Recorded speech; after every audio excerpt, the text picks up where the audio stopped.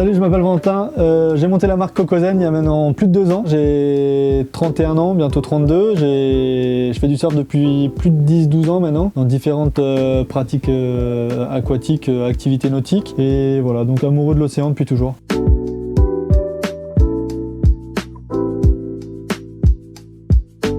J'ai fait 6 ans de bodyboard. 5-6 ans de bodyboard quand j'avais 17-18 ans, et après je me suis mis au surf, donc là ça fait 5-7 ans que je fais du surf. Et depuis cette année je me suis mis au wing foil, donc la nouvelle activité un petit peu en vogue là, qui est sortie il y a 2-3 ans. Donc c'est du foil tracté par une aile qu'on tient à un bout de bras et qui offre énormément de nouvelles perspectives, que ce soit de la nave ou du surf ou même du jump, quoi.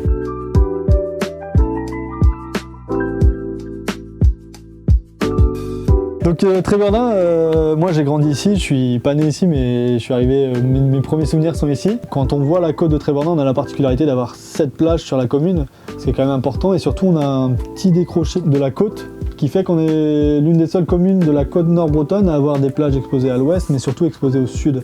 Ce qui est quand même assez rare, et ce qui fait aussi qu'on a une sorte de petit microclimat ici qui est ultra agréable et qui est assez reconnu, même si on se fait moquer pour ça. Tréverdun, c'est vraiment un coup de cœur. Toutes les plages qu'on a ici, elles sont toutes avec un sable différent. On a la chance d'être sur la côte de Granit Rose, donc tout est vraiment magnifique. Et mon quotidien, c'est de protéger cet endroit-là, c'est de nettoyer les plages et de profiter de tout ce que nous offre l'océan, que ce soit le vent, les vagues, ou même juste les baignades d'été et tout ce qu'on a autour.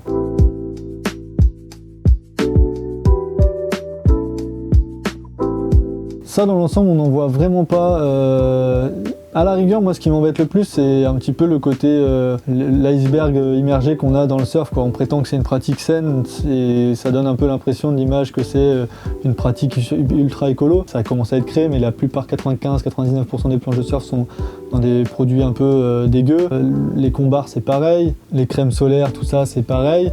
Et en plus, il y a la route qu'on fait pour aller chercher des spots. Donc après, c'est vrai qu'une fois qu'on est sur le spot, je trouve que la plupart des surfeurs est quand même assez intéressés par le littoral pour y faire attention. C'est vrai que je vois souvent des surfeurs remonter de la session, s'arrêter pour ramasser un petit déchet, ou alors même dans la session, j'en ai vu un il n'y a pas longtemps, ramasser un masque justement, le mettre dans sa manche de combar et le ramener après sur terre. Non, moi c'est plus vraiment l'arrière, le côté vraiment production pure du surf qui est plus impactant, je trouve, pour l'océan.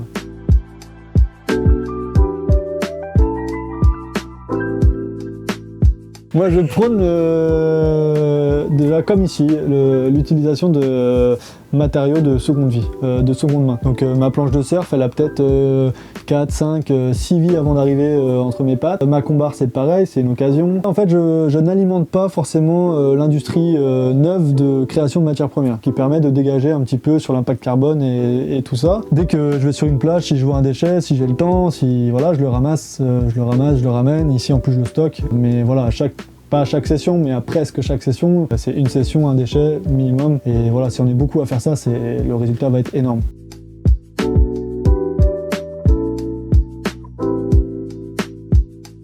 Alors j'ai passé 10 ans dans la marine nationale, à Brest, je vivais là-bas avec Marion, et quand j'ai décidé de quitter, je voulais vraiment me trouver un travail près de l'océan pour rester dans ce domaine-là qui m'entoure depuis toujours. Donc j'ai créé Cocozen dans cette optique-là, être le plus proche possible de l'océan, donc une marque de vêtements éco-engagée, surtout pour l'océan, surtout pour le littoral, avec directement l'apport du partenariat avec Surfrider Foundation Europe.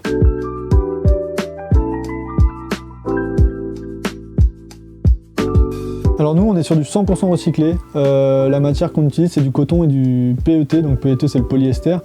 C'est du plastique. Ça vient de bouteilles en plastique qui sont issues de filières de recyclage classiques européennes, à tendance majorité France, Espagne, Italie, un petit peu le contour, parce que le fil est fait en Espagne. Donc on récupère de coton qu'on peut trouver dans les relais ou des trucs comme ça. Bon, c'est fait par l'usine, hein, c'est pas nous qui le faisons, ça. L'usine récupère ce coton-là, ou alors de chute de production. Avec le mélange 50% de coton et 50% de polyester, on arrive à faire un fil qui du coup après peut être tissé, et ça c'est envoyé nous au Portugal. C'est tissé, confectionné au Portugal, et on finit par apposer nos logos et nos visuels ici à Tréverdun en Bretagne.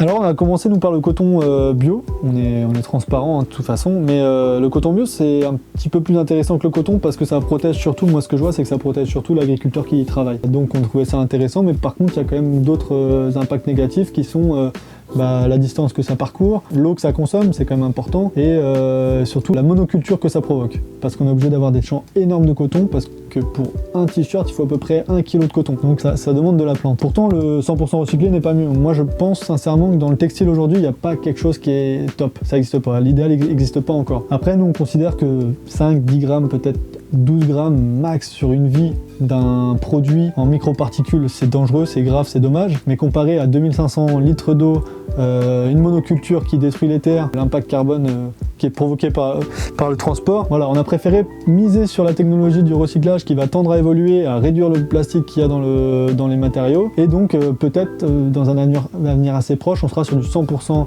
coton recyclé et là, ce sera magnifique. Et nous, on préfère miser là-dessus. Ouais.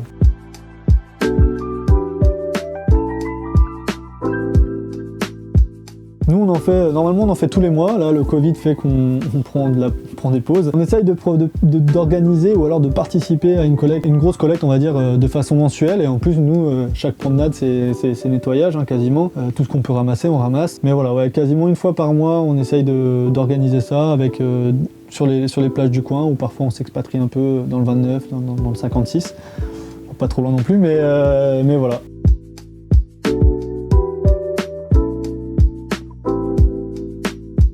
Alors nous, le plus simple, c'est de nous suivre sur les réseaux. À chaque fois, on double l'information sur Insta, sur Facebook et parfois même sur notre site. Une fois qu'on suit ça, c'est assez facile, on donne toutes les informations nécessaires. Et puis même parfois, on partage des collectes qui sont organisées par des amis ou des associations ou des entreprises amis à nous. Et ça permet aussi pour des gens plus lointains peut-être de pouvoir participer de leur côté à des collectes.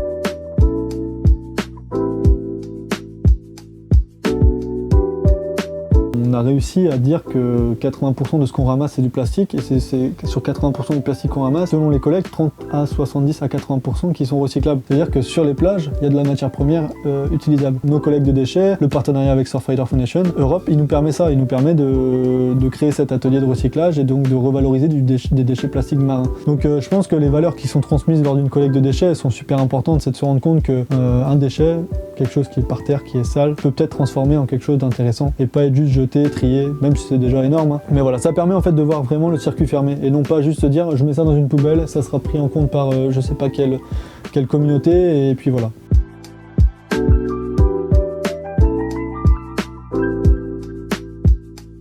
Bah déjà, arrêter de taxer les vagues, ça c'est chiant. Non, je rigole. Non, je rigole, mais c'est aussi ça. Hein. Il y a des règles qui sont un petit peu établies de façon internationale. C'est important de les connaître avant de se mettre à l'eau, même les jeunes surfeurs. Et dans ces règles-là, il y a aussi le respect du littoral, quoi. Donc, bon, si tu veux avoir la dernière combat à la mode, le machin, le truc qui va tenir chaud, c'est bien. Mais si tu te rends compte que derrière, ça a un impact sur ce sur quoi tu profites tous les jours, bah, tu vas te rendre compte qu'il y a peut-être des réflexions un peu plus importantes à avoir en amont. Moi, c'est ce que je trouve important, c'est de savoir que ce que tu kiffes, ce dont tu profites, n'est peut-être pas éternel quoi, vis-à-vis de la surconsommation qu'on a actuellement. Donc si les gens pouvaient faire une session à déchets et peut-être faire attention un peu plus à la façon dont ils consomment, je pense que tout ça réuni, on sera sur une évolution complètement différente de ce qu'on a vécu jusqu'à maintenant au niveau du monde du surf et même du respect du littoral en général.